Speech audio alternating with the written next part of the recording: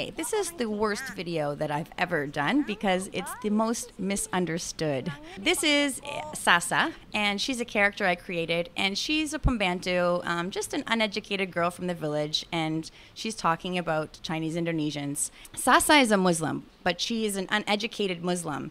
She just basically is following the culture because she thinks her religion is the right one, okay? So if you're not Muslim, then it's not right. That's in Sasa's mind because she's not very open-minded and she only believes what her parents have told her and everybody else is wrong. She's just saying things that reflect things that other people say in her community when she was growing up.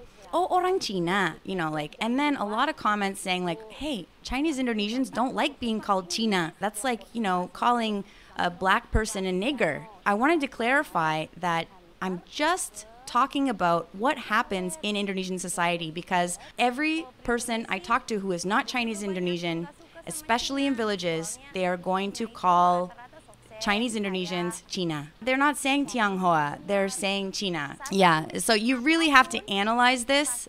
It's not something that you just watch and think, oh my God, Sasha Stevenson is a racist, because the character that I'm portraying is Sasa, not Sasha, and it's not reflecting my personal opinions. Now in this adegan, you can see that one of them is praying in the back, and because they're praying, the buyer is going to buy from the Chinese person because they are available, basically. Now Sasa is a little bit jealous of the success of a lot of Chinese Indonesians because she feels like she's a pribumi. Hey, we pray and they're just sitting there with their cats and they get more money than us. So she says that they're getting money the wrong way because they're getting it from a cat. It's just her uneducated opinion. You can see clearly here that they're probably making more money because they're working harder.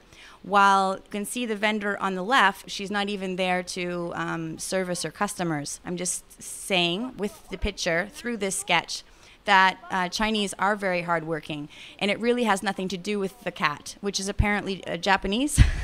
The rest of it is just jokes. Most of the complaints came from the sketch that I made about them getting money in the wrong way. My personal opinion is that they're very hardworking.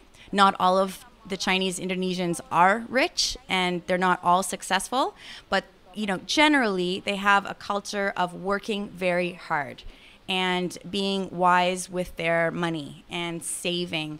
If you analyze this video, then you'll see that it's not what it's not what it looks like at first glance. It does need to be analyzed.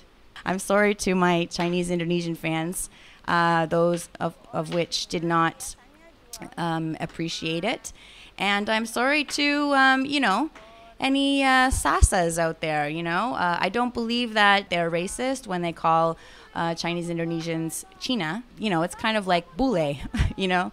I don't think that you can blame people who are uneducated and call them racist. I believe that racist people are educated people who have made a conscious decision to hate people of other cultures, and I don't think that you're going to find a lot of people in Indonesia like that.